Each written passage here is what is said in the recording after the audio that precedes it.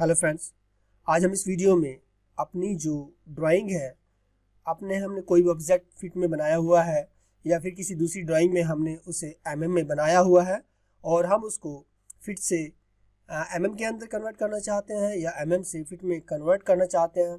तो हमें कोई कमांड याद करने की ज़रूरत नहीं है, हम सिर्फ एक ट्रिक यूज़ करेंगे और सारी की सारी ड्राइंग हमारी जो है वो स्केल अप हो जाएगी।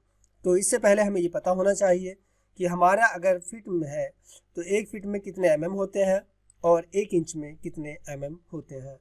देखिए, एक इंच बराबर 25.4 एमएम होते हैं और राउंड फिगर की बात करें तो हम 25 एमएम होते हैं। सॉरी, यहाँ पर ट्रिपल एम लग गया है। तो 25 एमएम होते हैं और एक फीट के अंदर 300 एमएम होते हैं जो हम राउंड फिगर में लेकर के चलते हैं। अगर हम एक मीटर की बात करें तो इसमें 1000 एमएम होते हैं, यानी कि 1000 एमएम बराबर 1 मीटर। तो हमें सिर्फ इतना पता होना चाहिए बस। अब हमारा काम है अपनी इस ड्राइंग को, जो कि हमारी ये फीट और इंचेस में बनी हुई ड्राइंग है, हमें इसे एमएम में कन्वर्ट करना है। और यहाँ पर हमारे पास में ये जो एमएम में ड्राइंग बनी हुई है ये हमारे पास में फीट और इंचेस में कन्वर्ट होने वाली है। तो वीडियो शुरू करते हैं। वीडियो शुरू करने से पहले हर बार की तरह आपसे एक छोटी सी रिक्वेस्ट करना चाहता हूँ, अगर अभी तक आपने मेरे चैनल को सब्सक्राइब नहीं किया तो प्लीज़ लाइक और सब्सक्राइब जरूर कर लीजिए। तो आइए शुरू करते हैं। देखिए, सबसे पहले यहाँ पर ये कॉलम बना हुआ है, तो हम यहाँ पर क्या करते हैं, कोई भी एक रेफरेंस पॉइंट हम पहले ही यहाँ पर इंडिकेट कर लेते हैं। जैसे मैंने यहाँ DLI एंटर किया डायमेंशन लेने के लिए और मैंने इसे यहाँ से एंटर कर दिया। अब देखिए, मैंने एक पॉइंट ये लिया और दूसरा पॉइंट ये लिया और उसके बाद में 450 mm का मतलब होता है 1.5 फीट। देखिए, 25 सिक्का 150, अगर 1 इंच में 25 mm होते हैं तो 1.5 फीट में कितने हो गए, 25 सिक्का 150, यानी कि 1.5 फीट के अंदर 450 mm हो गए। उसके बाद हम यहाँ पर चलते हैं दूसरी वाली ड्राइंग के अंदर और यहाँ पर भी देखते हैं, कोई भी एक चीज़ ले लेते हैं। देखिए, सपोज कीजिए यहाँ पर ये जो मेरा बेड है, यहाँ से लेकर इसकी जो विड्थ है वो 3 फीट है, हमें ये पता है। और 3 फीट बराबर अगर हम इसे एमएम में कन्वर्ट करें तो 1 फीट के अंदर मैंने बताया आपको 300 mm होते हैं। 1 फीट के अंदर 1 फीट और यहाँ पर ये फीट का साइन बराबर 300 mm, हमें सिर्फ ये याद रखना है। तो अगर ये 3 फीट है तो ये 900 mm हो गया। तो बस हमें सिर्फ ये 2 पॉइंट ऐसे रख करके चलने हैं जिससे हमें पता रहे कि हमारा जो भी कोई एक ऑब्जेक्ट है वो कितने का बना हुआ है। अब हम क्या करेंगे, हम इसी ड्राइंग को उठाते हैं। सबसे पहले यहाँ से Ctrl+Shift+C किया, स्पेसिफाई बेस पॉइंट कहीं पर भी लिया और उसके बाद हमने इस सब को यहाँ से सिलेक्ट किया और अपने माउस का राइट बटन प्रेस कर दिया। तो देखिए, अनसिलेक्ट हो गया। अब उसके बाद हम दूसरी वाली ड्राइंग के ऊपर चलते हैं यहाँ पर और यहाँ पर ला करके इसको इस साइड में Ctrl+V कर देते हैं। तो देखिए, अगर आप यहाँ पर इसको देखें तो यहाँ पर देखिए ये ड्राइंग कितनी बड़ी है और ये ड्राइंग बिल्कुल छोटी सी नज़र आ रही है, क्योंकि वहाँ पर उसकी जो भी लिमिट थी वो अलग होगी, यहाँ पर इसकी जो लिमिट्स है वो अलग है। तो अब हमें क्या करना है, तो देखिए हम सबसे पहले इसे बड़ी कर लेते हैं क्योंकि हमें इसे एमएम में कन्वर्ट करना है। तो हम यहाँ पर क्या करेंगे, SC एंटर करेंगे, SC एंटर करेंगे और उसके बाद इसको सिलेक्ट करेंगे और प्रेस कर देंगे।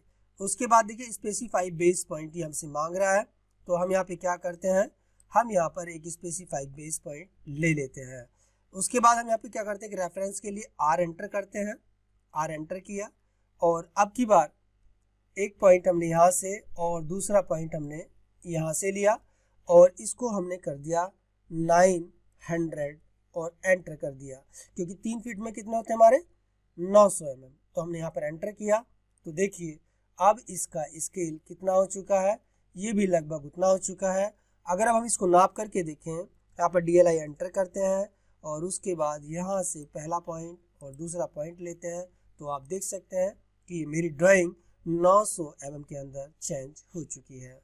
अब उसके बाद हम यहाँ से इस ड्राइंग को लेते हैं, तो हम यहाँ से Ctrl+Shift+C दबाएंगे, बेस पॉइंट लेंगे, इसके बाद इसको यहाँ से लेकर के यहाँ तक सिलेक्ट करेंगे, अपने माउस का राइट बटन प्रेस करेंगे और उसके बाद इस वाली ड्राइंग के अंदर आएंगे और यहाँ पर देखिए, क्योंकि ये बड़ी होगी तो इस तरीके से हम यहाँ पर क्या करते हैं, हम इसे साइड में लेकर के आते हैं। अब देखिए कितनी बड़ी दिखाई दे रही है, ये उसके मुकाबले में और ज़्यादा बड़ी दिखाई दे रही है, क्योंकि इसके स्केल अप में और उसके स्केल में फ़र्क है, लिमिट्स का फ़र्क है, जो हमने ड्राइंग का सेटअप किया हुआ है उसका फ़र्क है। तो अब हम क्या करते हैं, हम देखिए हमने यहाँ पर एक कॉलम का जो है साइज लिया था वो 450 है यहाँ पर। अब ये 37 फीट 6 इंच दिखा रहा है, जो उसकी तुलना में कितना ज़्यादा है, 40 गुना ज़्यादा हो चुका है। तो हम क्या करेंगे, यहाँ पर हम SC एंटर करेंगे। एंटर करने के बाद इस ऑब्जेक्ट को हम यहाँ से यहाँ तक सिलेक्ट करेंगे, अपने माउस का राइट बटन प्रेस करेंगे और उसके बाद यहाँ से जो हमारा ये कॉलम था, हम इसी कॉलम को लेते हैं जो हमने रेफरेंस लिया था। तो यहाँ पर हम एक पॉइंट लेते हैं, एक क्लिक किया, उसके बाद हम R एंटर करते हैं, R एंटर किया। अब फिर दोबारा से यहाँ पर हमने एक फर्स्ट पॉइंट और दूसरा हमने यहाँ पर सेकंड पॉइंट लिया और इसको कर देते हैं हम कितना, 1 फीट 6 इंच यानी कि 1.5 फीट, यानी कि हमें कॉलम 1.5 फीट का चाहिए। अब यहाँ से आप देख सकते हैं, ये देखिए ये सारी की सारी जो है उसी साइज में आ चुकी है। अब ये देखिए बिल्कुल एकदम आसमान में पहुँच चुकी है। तो यहाँ से उठाएंगे इसको और यहाँ से उठा करके इसके पास में हम इसको ले आएंगे। ये देखिए हमने इसको यहाँ पर रख लिया है। अब ये जितनी भी हमारे पास में ये दिखाई दे रही है डायमेंशन, इसको चाहे तो हम ऑफ कर सकते हैं, लेयर ऑफ करके यहाँ से इसके ऊपर क्लिक करेंगे, कोई बात नहीं। उसके बाद हम इसे यहाँ से लॉक कर देते हैं, रिमूव कर सकते हैं, लेकिन मेरा मकसद है आपको यहाँ पर ये दिखाना। तो हम इसको मेजर करते हैं, DLI एंटर करते हैं।